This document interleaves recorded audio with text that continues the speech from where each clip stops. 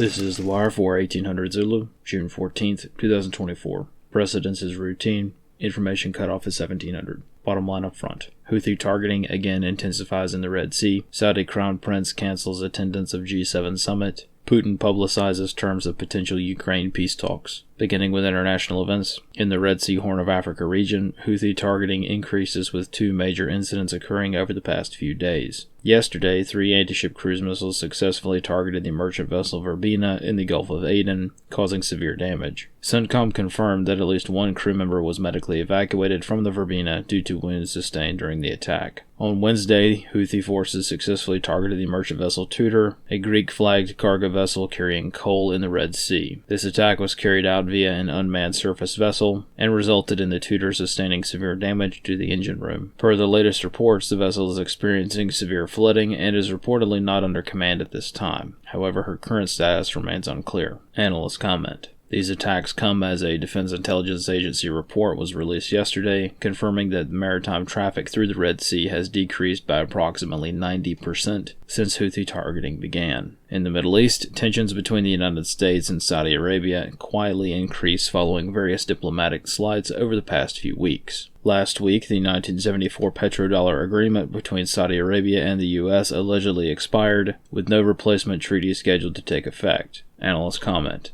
While the 1974 agreement is legitimate, it's not clear as to if a 50-year expiration date is indeed contained within the text of the agreement. Regardless of the formalization of such a specific expiration date, the opportunity not being taken to renew Saudi-U.S. relations during such a critical time in both nations' histories speaks volumes. Notwithstanding the formalization of such poor relations, the Saudis have been trading in oil using non-U.S. dollar currencies for some time now, most famously including the recent unconfirmed claims of OPEC shifting to the Chinese yuan. This recent diplomatic spat continues the already apparent shift in the diplomatic status between the two nations and probably will result in more OPEC Plus member states shifting away from the United States and more favorably in the direction of BRICS. Additionally, Saudi Arabia has more directly signaled increasing dissatisfaction with the United States via Saudi Crown Prince Mohammed bin Salman abruptly canceling his attendance of the G7 summit currently underway in Italy. Analysts comment.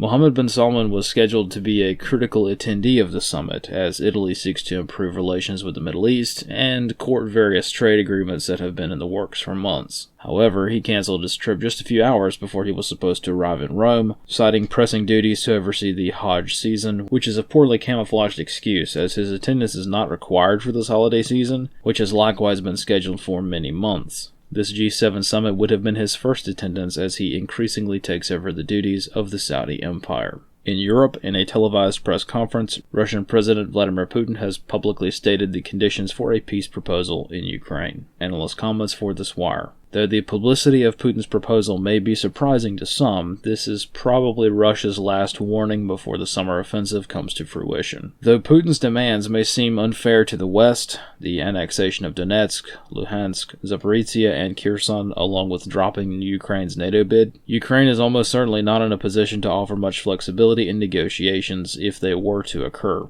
Consequently, this may be the best deal Ukraine is likely to get. Despite the hubris of the highest order that has become standardized as NATO's doctrine over the past few decades, a quote-unquote forever war requires an adversary that is also willing to engage in such, and Russia has routinely expressed her lack of interest toward this goal. As such, the reality of the war will likely become apparent to all parties very soon. This concludes The Wire for 1800 Zulu, June 14th, 2024.